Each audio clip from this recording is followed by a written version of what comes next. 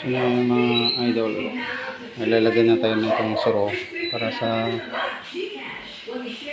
ano natin lababo. Stainless yan. So ito nga pala guys. Lagyan natin buhangin to. Pangputol para kasi ano na to, maliit lang yung magilid. So may chance to mapingas, mabiyak. So pinatong natin dito sa buhangin bago katingin. Hindi na natin napakita. Mamaya yung isang kaputol papakita. So dikit na natin dito yan. Dito yan siya.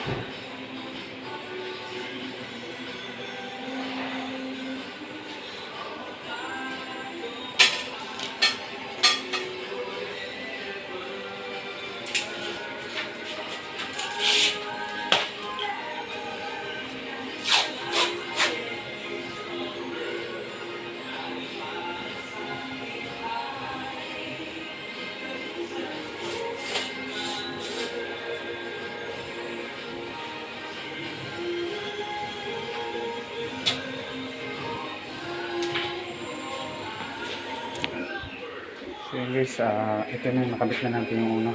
Ito kanina yung pinat natin yung una. So ito na naman. Rolly out na naman natin. Sundan na natin lapad nito. So ganun na paso dito. Sa puwitan. Ganun din yung lapad din ito.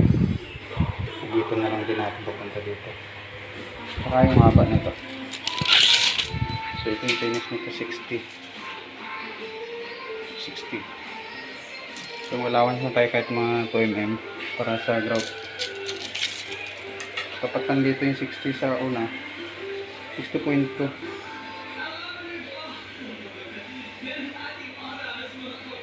Yan po. 600. Sali 600 mm. So, pantay rin. Ganun dito. So, dito na lang natin ito paikot sa katingin. So, pakita ko sa inyo paano sa patubig.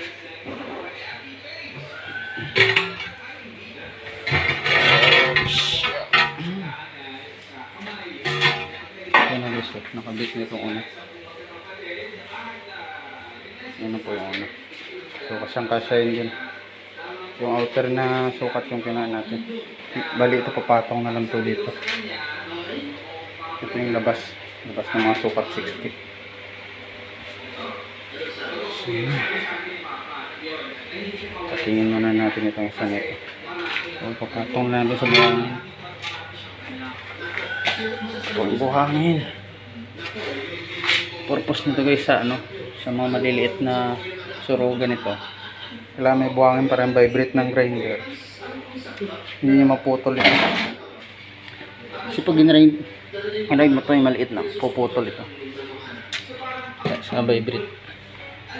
Kaya na kanina yung pinutol natin. Makita nyo, wala siyang basag. Kakating muna tayo. Ang patol na.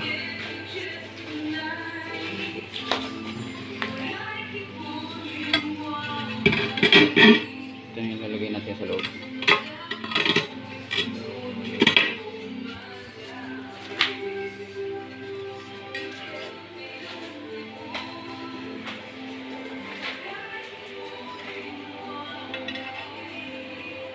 So yun guys, kasyang kasya.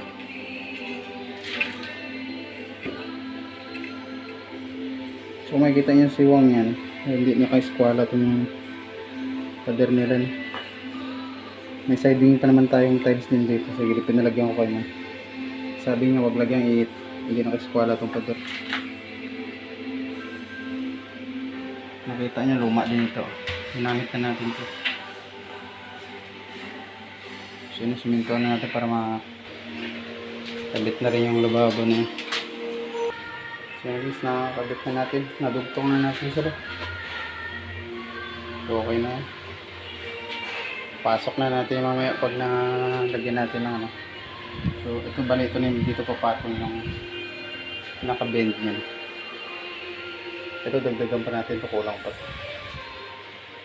So ginawa kasi natin tong ano buhos tayo nakaraan, wala ito. Hindi ko alam yung sukat.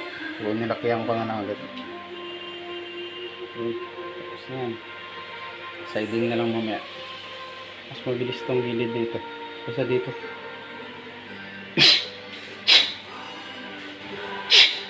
May pagkuha na tayo ng level. Itong patong na lang siya. So, hanggang dito na lang muna.